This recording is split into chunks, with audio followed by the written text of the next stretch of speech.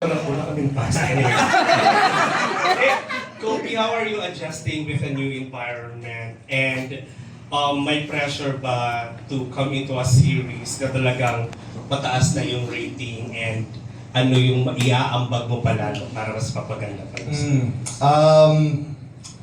For me po, I'm very happy. I'm very happy to be part of Born to Shine po. It's my first show ko sa GMA and I was very nervous at first kasi of course, again, like you said, new environment, but sa start pa lang po, I felt very welcomed by everyone. Lalo na si Derek, Gea, Zeph, si Olive, si Michael. So, I'm very happy that, again, this is my first show and I'm glad that the viewers are receiving our love team, my love team with Olive well. So, ayun po, very happy. And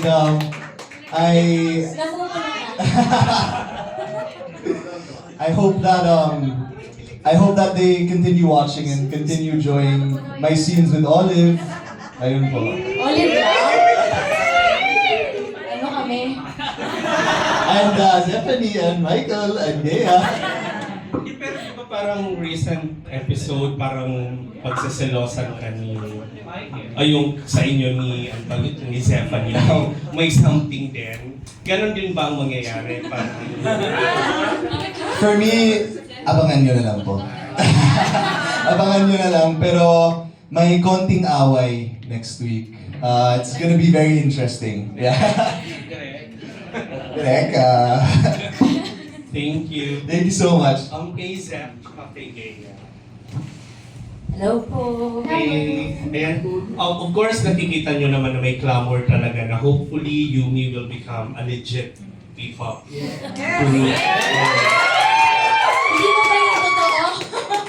At this Pero point? ano na ba yung plan at this point about that idea? Well, sa ngayon po talagang fictional pa rin kami.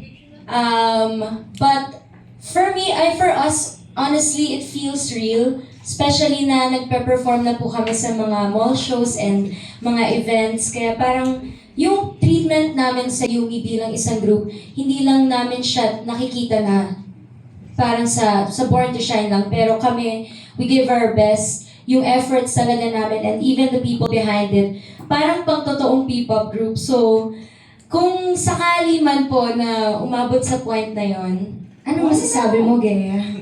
Ako, ang masasabi ko naman dyan, why not? Because at this point, galing po kami ng ball show from Pangasinan yesterday. And we felt so much love from yung mga U-mates. As in, kabisado po nila yung mga songs namin. They're singing, they're dancing along. So why not, guys? Totohanan na natin to. Is this not real? Basta gusto nyo, diba? Basta gusto nyo. Doon kami. Hey! So like, yung mga songs nyo talaga na nilalabas, parang assuming na talaga siya, hindi yung parang as Gea or as Zep. I think yung mga songs po talaga made for Yumi characters, pero we can relate to personally. And mga original songs po talaga siya by GMA Playlist. Si Kuya Kenneth, siya yung gumagawa ng mga songs namin. So, sana more to come. And we're just very happy and grateful na nagugustuhan ng tao yung mga performances namin. Kasi para din sa inyo po yung lahat. Yes. Thank you. And sorry, last one. Kay Michael and I mean, obviously, kayo yung next Kapuso Leading Man. Diba? So, parang, how do you want to be defined as the new generation of leading man na dapat abangan dito sa TV and of course in other platforms? Go, Mr. Kamao. Go, Mr. Born to Shine. Nakakatuwa naman po that people see it that way, that we're gonna be the next leading man, kasi it's always been my dream and the reason why I started Showbiz talaga to one day achieve that goal of being a leading man. So ayun, nakakatuwa lang. But siguro it's still pressure that I really appreciate. Siguro yung type of pressure that will continue to motivate me to work harder, to keep improving every day, especially sa mga projects na bibigay sa akin. Kasi po, for me talaga, pagiging isang leading man, hindi lang yan sa TV, on screen, kumbaga, ugali din yan off-cam, as a person, and something that I want to embody. You know, the leadership skills of a leading man is so important, and siguro din ngayon sa generation na to, iba yung showbiz in a sense that dumadami ang mga platforms natin. As we can see, we're all digital now, online. So siguro yun, it's just more roles that you have to take on, but it's part of the job for me, and siguro I appreciate that their supporters really giving me the love, and yeah, I just want to continue showing, especially the younger generation, what we should be like, hindi lang sa mga serye, pero sa mga platform na nabibigay din po sa amin. But without everything, I'm just thankful and grateful for all of it.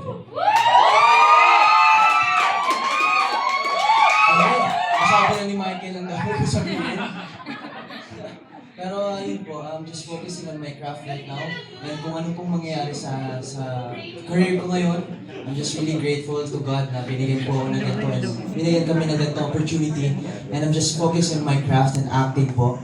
And ayun po, kung anong mabibigay sa akin ni Lord at sa GMA and Cornerstone, why not? Kukunin ko yun. Salamat po. Thank you.